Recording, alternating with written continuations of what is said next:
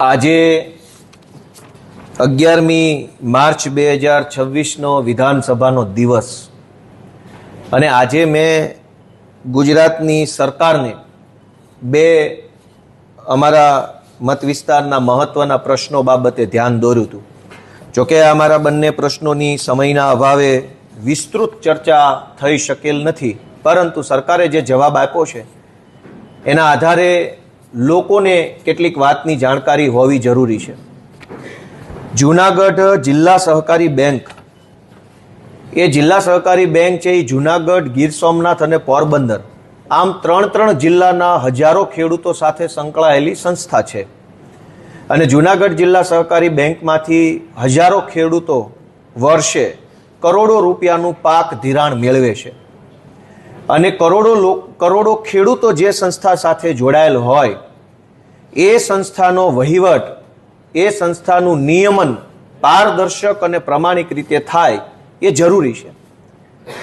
મારા ધ્યાનમાં એવું આવ્યું કે જૂનાગઢ જિલ્લા સહકારી બેંકના બોર્ડ ઓફ ડાયરેક્ટર્સના હોદ્દાની મુદત તો ક્યારની પૂરી થઈ ગઈ છે. તેમ છતાંય તે હોદ્દાની ચૂંટાયેલા વ્યક્તિના હોદ્દાની મુદત પૂરી થઈ ગઈ હોવા છતાં પણ ચૂંટાયેલી હોદ્દા ઉપર હોય એવી રીતે બેંકના ચેરમેન અને એના બોર્ડ ઓફ ડિરેક્ટર્સ છે એ અત્યારે કામ કરી રહ્યા છે. તો મેં વિધાનસભાની અંદર પ્રશ્ન મૂક્યો હતો, જોકે ચર્ચા વિસ્તૃત થઈ નથી, પણ સરકારે જે જવાબ આપ્યો છે એમાં સરકારે એવું કબૂલ્યું છે કે જૂનાગઢ જિલ્લા સહકારી બેંકના તમામ ચૂંટાયેલા સભ્યોના હોદ્દાની મુદત ખરેખર પૂરી થઈ ચૂકી છે. તેમ છતાં પણ જૂનાગઢ એટલે કે જેડીસી બેંકમાં કસ્ટોડિયનની નિમણૂક કરવામાં નથી આવી.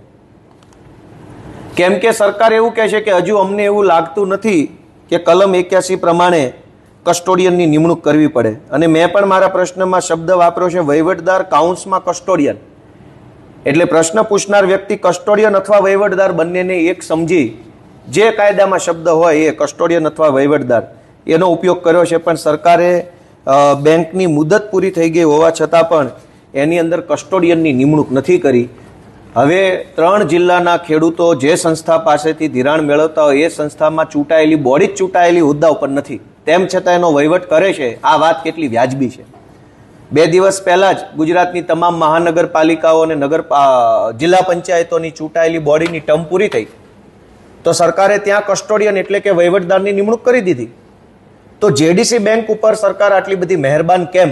અને ખાસ કરીને કરોડો ખેડૂતોના કરોડો રૂપિયાનો પ્રશ્ન હોય ત્યારે આવી બધી બાબતને ગંભીરતાથી કેમ નથી લેવામાં આવતી એ મારો સરકારને સવાલ છે.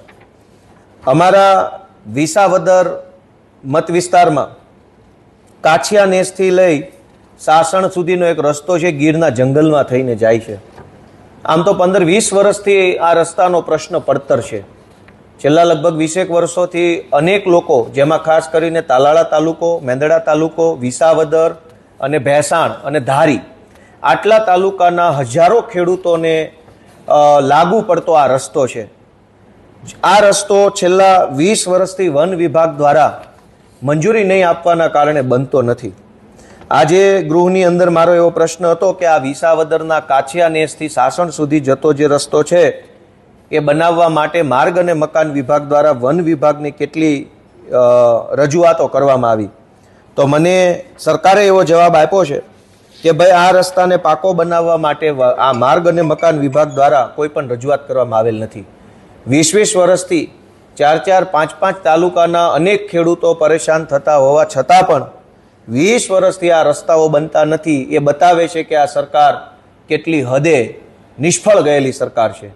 જો તમે કાછિયા નેસથી સાસણનો એક રોડ ન બનાવી શકતા હોય તો બીજી મોટી વિકાસની વાતો કરવાની કાંઈ જરૂર ભાજપવાળાએ મને લાગતી નથી. અને ત્રીજો આજનો સૌથી મહત્વનો મુદ્દો કે વર્ષો પછી આજે ભાજપના નેતાઓએ ગૃહની અંદર પોતાના ભોંઠા પડેલા મોઢા છુપાવવા માટે થઈ અને કેશુભાઈ પટેલની ઓથ લેવી પડી છે. જે સ્વર્ગસ્થ કેશુભાઈ પટેલ અમારા પૂજ્ય બાપા કહી શકાય, વડીલ કહી શકાય, જે કેશુભાઈ પટેલને અપમાનિત કરી અને સત્તામાંથી હટાવવાનું પાપ ભાજપના નેતાઓએ કર્યું, જે કેશુભાઈ પટેલ રાજનીતિમાંથી નીકળી ગયા પછી અને આ દુનિયામાંથી વિદાય લીધા પછી એક પણ વખત કેશુભાઈના નામે જે ભાજપે કોઈ યોજના ચાલુ નથી કરી, કેશુભાઈનું ક્યાંય પૂતળું મૂક્યું નથી, કેશુભાઈનું ક્યાંય નામ પણ લેતા નથી, ભાજપના કાર્યાલયમાં કેશુભાઈનો ફોટો નથી મૂકતા, એ કેશુભાઈની ઓથ આજે ભાજપના નેતાઓએ લેવી પડી. કેશુભાઈનું શરણ લેવું પડ્યું, કેશુભાઈના પગ પકડવા પડ્યા અને કેશુભાઈની સરકાર સારી સરકાર હતી એમ કબૂલવું પડ્યું ગુજરાતના ભાજપના નેતાઓએ આજે ગૃહની અંદર. મને ગર્વ છે કે એ ભાજપના નેતાઓએ કબૂલવું પડ્યું, એ ઘટનાનો નિમિત્ત હું બન્યો. વિધાનસભાની અંદર મેં પોઈન્ટ ઓફ ઓર્ડર ઉઠાવ્યો હતો. સામાન્ય રીતે સવારનો 1 કલાક પ્રશ્નકાળ હોય છે. આ પ્રશ્નકાળમાં ગુજરાતના વિવિધ ધારાસભ્યો પોતાના મત વિસ્તારની જે કાંઈ સમસ્યાઓ હોય એના પ્રશ્નો મંત્રીશ્રીઓને પૂછી શકે એટલે પ્રશ્નકાળ રાખવામાં આવ્યો છે. આ પ્રશ્નકાળમાં અનેક વખત તમામ પાર્ટીના નેતાઓ દ્વારા ટીકા ટિપ્પણીમાં, રાજકીય અવલોકનોમાં, વક્રોક્તિ કરવામાં, કટાક્ષ કરવામાં સમય પસાર થતો હોય છે. એટલે મેં આજે પોઈન્ટ ઓફ ઓર્ડર ઉપસ્થિત કરી માનનીય અધ્યક્ષશ્રીનું ધ્યાન દોર્યું કે તમામ પાર્ટીના સભ્યો બધા જ આવી ગયા. તમામ પાર્ટીના સભ્યોને અધ્યક્ષ સાહેબ એવું આદેશ કરવો જોઈએ કે કોઈ પણ પાર્ટીનો સભ્ય પ્રશ્ન પૂછવા ઊભો થાય ત્યારે પ્રશ્ન સિવાયની બિનજરૂરી કોઈ બાબત બોલે નહીં. સરકારનો આભાર પણ નથી માનવાનો અને સરકારની ટીકા પણ નથી કરવાની. આવો આદેશ અધ્યક્ષ સાહેબ કરે એટલા માટે મેં પોઈન્ટ ઓફ ઉપસ્થિત કર્યો, પોઈન્ટ ઓફ ઓર્ડર. મારો પોઈન્ટ ઓફ ઓર્ડરમાં મેં કોઈ પણ પ્રકારનું રાજકીય અવલોકન કર્યું નહોતું, કોઈ પાર્ટીની ટીકા નહોતી કરી. એમ છતાંય મારી સામે સરકારના અનેક મંત્રીઓ ઊભા થઈને મારા ઉપર વ્યક્તિગત આરોપો કર્યા, વ્યક્તિગત રીતે મને ટીકા કરી, મારી સાથે તું તારી કરી. ગુજરાતના ગૃહમંત્રીએ તો મારી સાથે તું તારી કરી, મને તું હેઠે બેસ, તું ચૂપ થઈ જા, આવી વાતો કરી મારી યારે ગૃહની અંદર.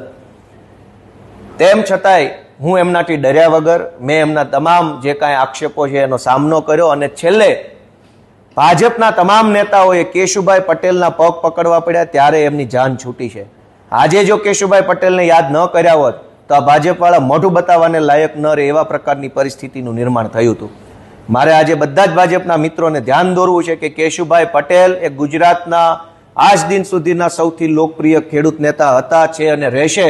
ભાજપવાળાને હજુ પણ થોડી ઘણી લાજ શરમ આવી હોય અને આજે કેશુભાઈના નામથી તમે બચી ગયા છો તો થોડીક પણ શરમ હોય તો ગાંધીનગર કોબા કાર્યાલયમાં કેશુભાઈનો મોટો પૂર્ણ કદનો ફોટો મૂકો એવી મારી માંગણી છે. Thank you.